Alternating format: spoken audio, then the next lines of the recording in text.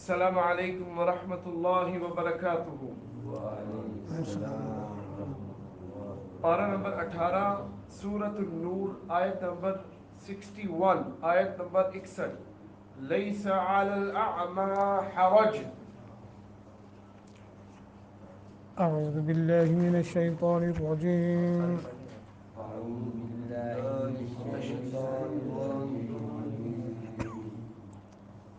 ليس على الأعمى حرج ولا على الأعرج حرج ولا على المريض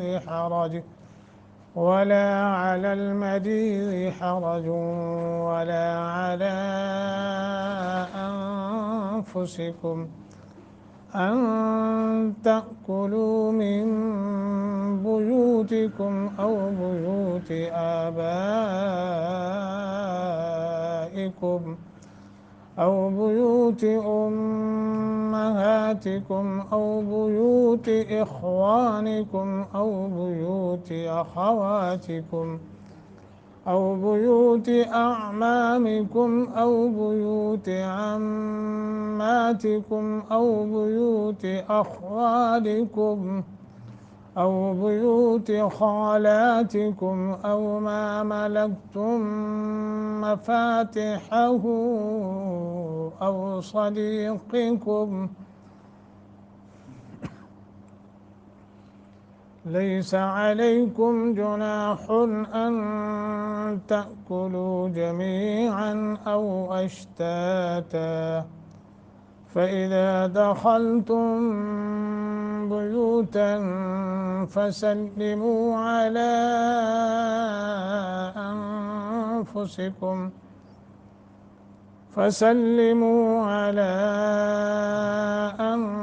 أنفسكم تحية من عند الله مباركة طيبة كذلك يبين الله لكم الآيات لعلكم تعقلون۔ اس آیت کے مخارج ہم نے کل پڑھ لیے تھے، ترجمہ بھی پڑھ لیا تھا۔ اس کی تشریح کے متعلق بات کر لینی چاہیے کہ مفسرین جو ہیں انہوں نے مختلف اس کی تشریح کے حوالے سے فرمایا ہے۔ بعض مفسرین نے فرمایا ہے، یاد رکھنا یہ لفظ بعض مفسرین نے، کہ اس آیت کے دو حصے ہیں۔ پہلا حصہ شروع سے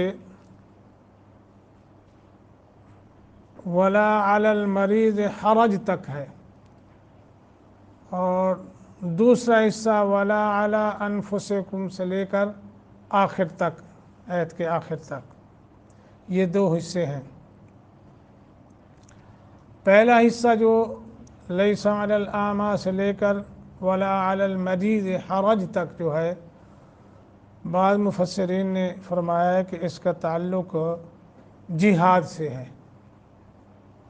مطلب اس کا یہ ہے کہ اندھے، لنگڑے اور بیمار اگر جہاد پر نہ جائیں تو ان پر کوئی حرج نہیں، اس لیے کہ وہ معذور ہے۔ اور یہی الفاظ تقریباً سورۃ فتح کے اندر بھی آتے ہیں، آیت نمبر 17 میں، وہاں بھی یہی لفظ ہیں لیس علی الاعمى حرج ولا علی الاعرج حرج ولا علی المریض حرج۔ اور اسی مفہوم کے حوالے سے سورۃ توبہ کے اندر آیت نمبر 91 میں بھی آتا ہے، وہاں بھی چونکہ جہاد کا ذکر ہو رہا ہے، لیس علی الضعفاء ولا علی المرضى، کمزور، انتہائی بوڑھے اور مریض، ان پر کوئی حرج نہیں ہے۔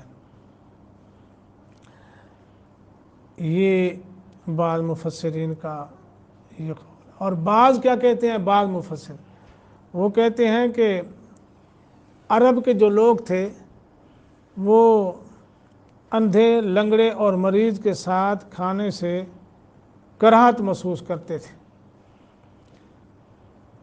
تو اللہ سبحانہ ہوا تعالیٰ نے یہ فرمایا کہ کوئی حرج نہیں ہے کہ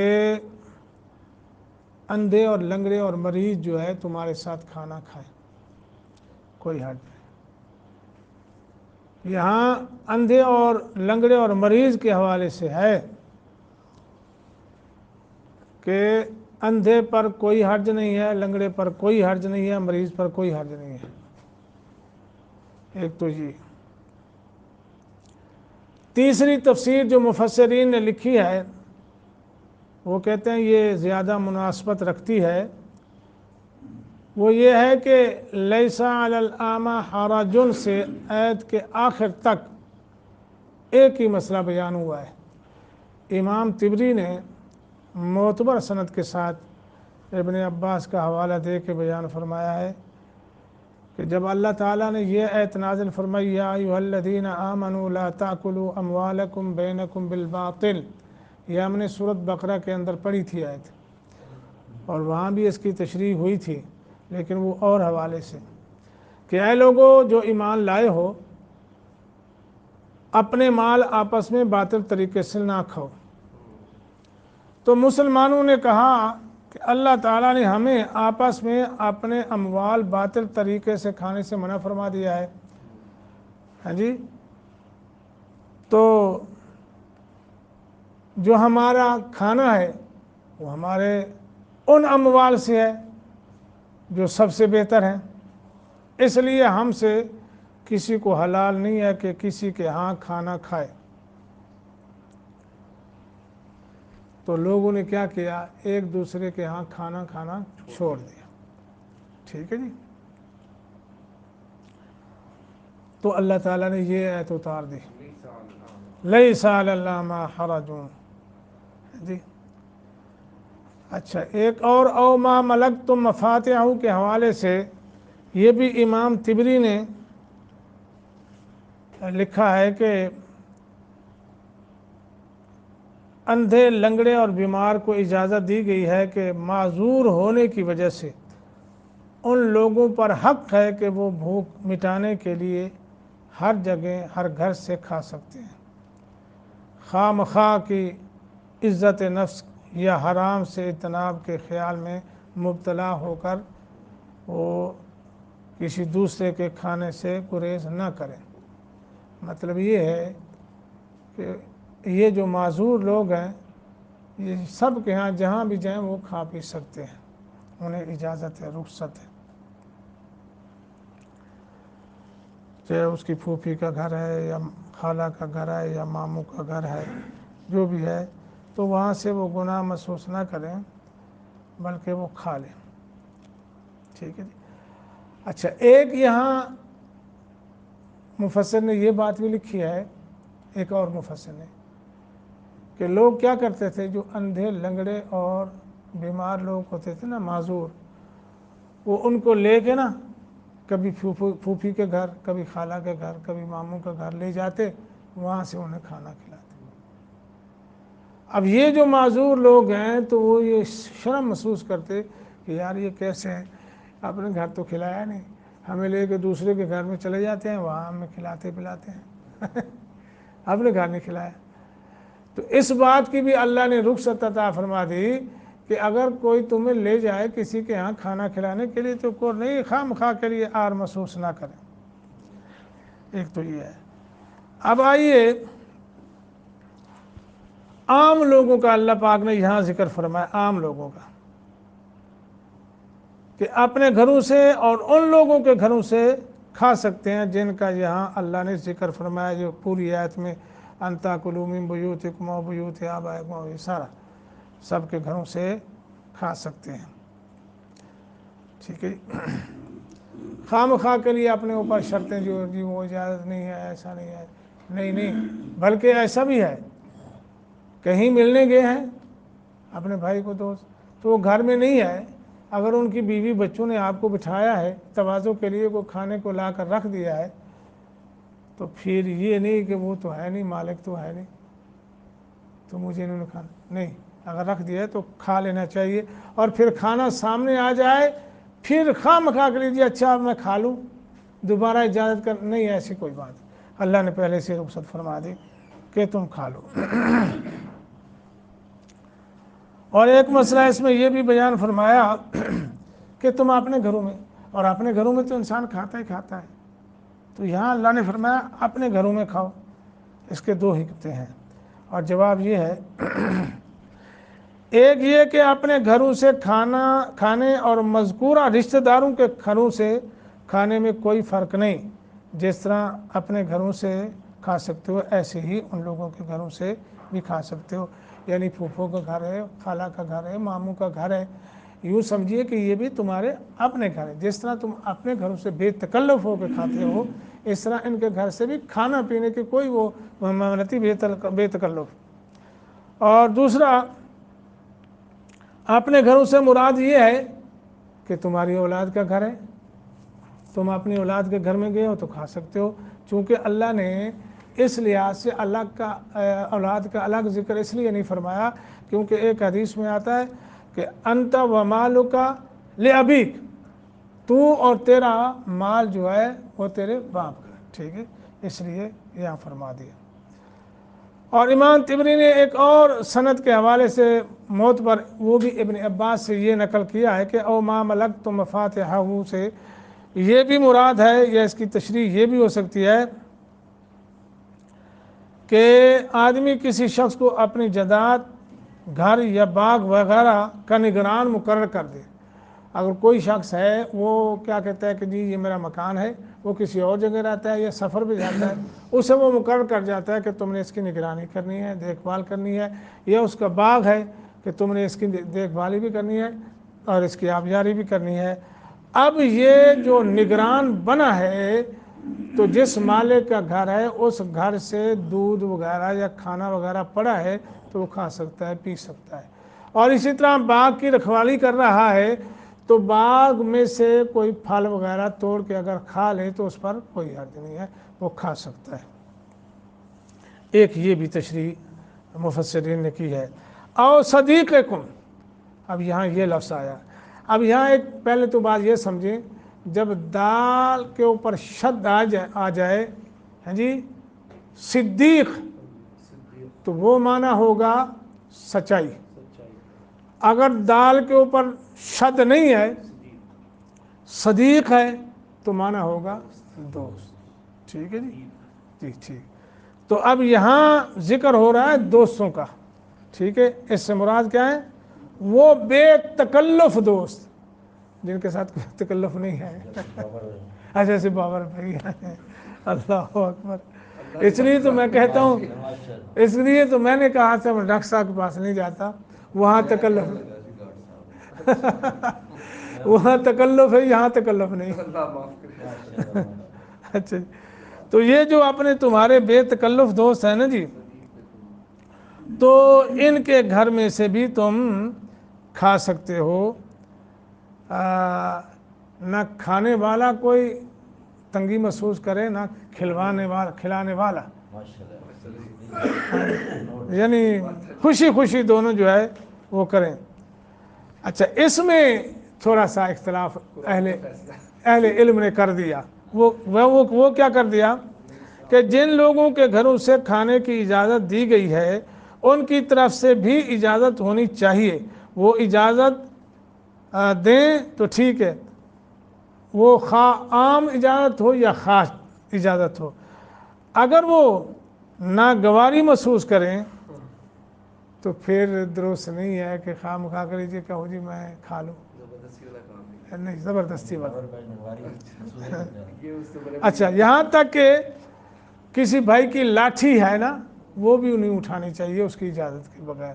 ہاں، وہ اگر پسند کرتا ہے، آپ کو معلوم ہے کہ نہیں وہ راضی، تو پھر اگر وہ کوئی کراہت محسوس کرتا ہے یا ناراضگی کرتا ہے تو پھر نہیں اٹھانی چاہیے، چونکہ ایک صحیح بخاری کے اندر جو حدیث آتی ہے نا، لا یأخذن احدکم متاع اخیہ لاعبا ولا جادا ومن اخذ عصا اخیہ، او کما قال علیہ الصلاۃ والسلام،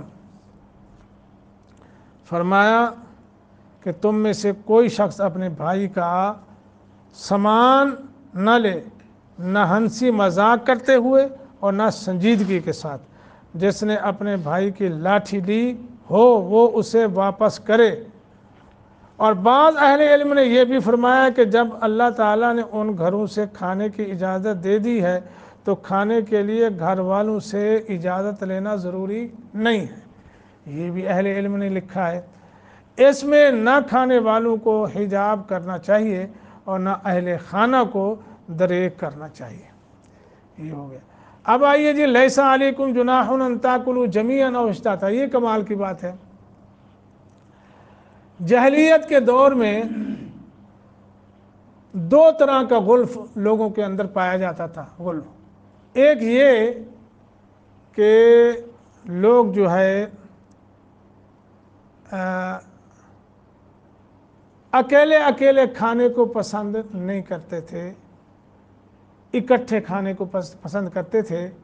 تو بعض دفعہ اگر کسی کو کوئی کھانا اکٹھے بیٹھ کے کھانے والا نہ ملتا تو وہ فاقہ بھی کر لیتے، یہاں تک یعنی وہ غلب کرتے تھے کہ کوئی ملا نہیں ہے لہذا کھانا نہیں کھانا، چاہے 2 دن بھی گزر گئے، 1 دن گزر گیا۔ ایک تو یہ تھا۔ ایک یہ غلب تھا کہ وہ الگ الگ کھاتے تھے، ایک دوسرے کے ساتھ کھانا کھانے کو پسند ہی نہیں کرتے تھے۔ جیسا کہ آج بھی آپ کو معلوم ہے، وہ تو ہندوؤں کی عادت تھی نا، ہندو ایسا کرتے تھے۔